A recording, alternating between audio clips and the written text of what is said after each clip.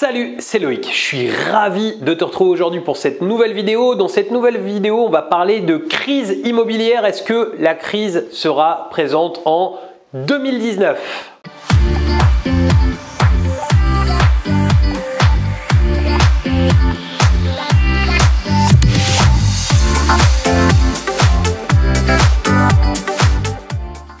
Alors juste avant de démarrer, je vais t'inviter à t'abonner à cette chaîne, rejoindre des milliers d'investisseurs qui l'ont déjà fait. Pour ça, tu as juste besoin de cliquer sur le bouton s'abonner qui est apparu dans la vidéo ou bien juste en dessous de la vidéo. Et surtout, n'oublie pas la petite cloche pour être prévenu à chaque fois que je publie une nouvelle vidéo.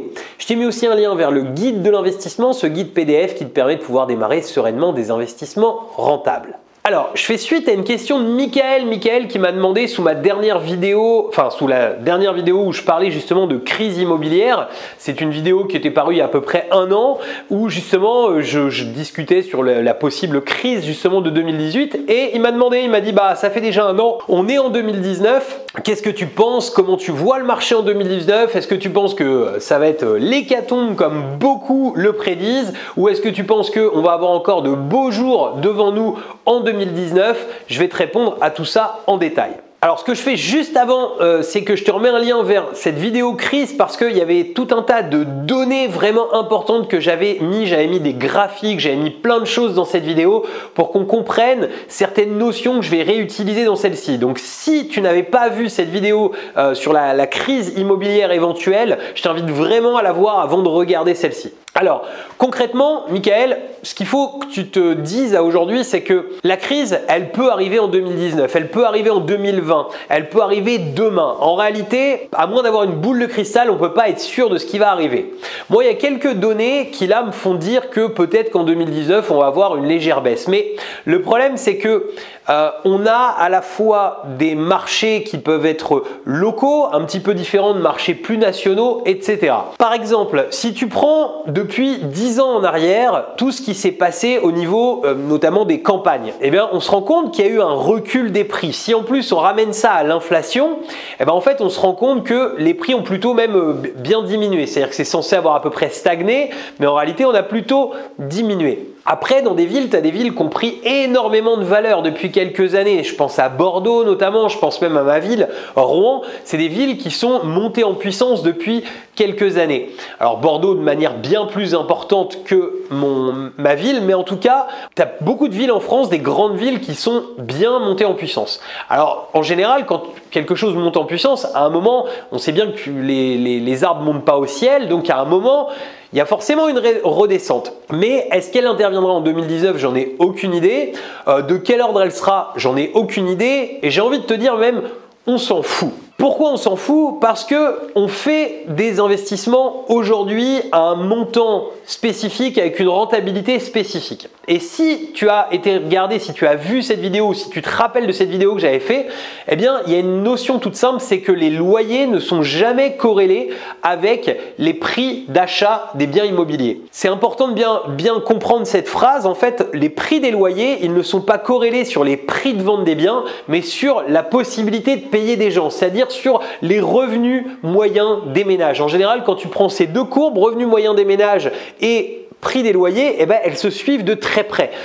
Alors que si tu prends la courbe prix de l'immobilier et loyer, bah, tu te rends compte que les loyers ça monte tranquillement comme ça et puis bah, que les prix de l'immobilier bah, ça fait un peu ça. Donc concrètement, même si c'est une crise demain, les investissements qu'on a déjà réalisés, eh bien ce sera pas grave pour eux. C'est sûr que si tu as besoin de vendre à ce moment-là, ça peut être plus compliqué, mais la seule chose c'est de ne pas avoir besoin de vendre.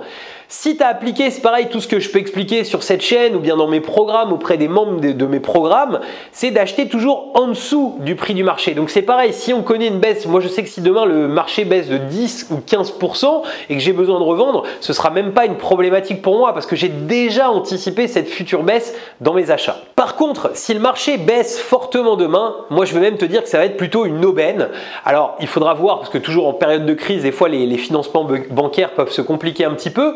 Donc il faudra peut-être avoir un peu de trésor disponible à ce moment-là, mais ce sera même plutôt une aubaine parce que quelque part ce sera les soldes. Parce que quand tu regardes une courbe d'actifs, eh bien une courbe ça monte, ça redescend, ça remonte. C'est-à-dire que si les prix de l'immobilier demain chutent, eh bien ce sera tant mieux. On achètera moins cher et dans le futur ça remontera, on aura des plus-values latentes qui seront possibles. Maintenant, surtout, t'as peut-être eu l'impression en regardant cette vidéo que j'avais tendance à dire que ça allait chuter. Franchement, je n'en ai aucune idée, je tiens vraiment à le dire. Et la personne qui te dit je suis persuadé d'eux ou je suis persuadé d'eux, il peut pas savoir. Chaque marché local est vraiment spécifique.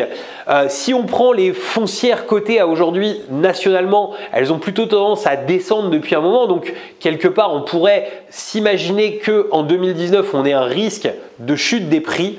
Mais si tu attends ça pour rentrer, tu risques d'attendre 1 an, 2 ans, 3 ans, 4 ans parce qu'on n'en sait rien de quand ça pourra tomber.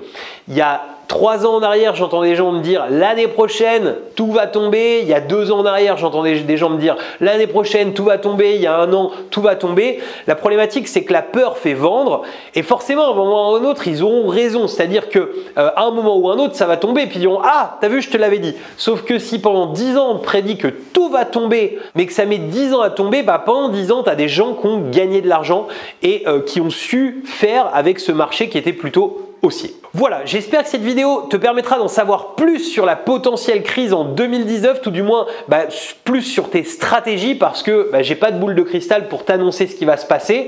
En tout cas, je te souhaite vraiment d'excellents investissements et pour te remercier d'avoir regardé cette vidéo jusqu'au bout, je te mets un bonus spécial qui sont les 5 piliers d'une location courte durée qui cartonne. Je te mets aussi un lien pour pouvoir t'abonner à cette chaîne et un lien vers la playlist et conseils immobiliers. Je te dis à très bientôt pour de nouvelles vidéos. Ciao!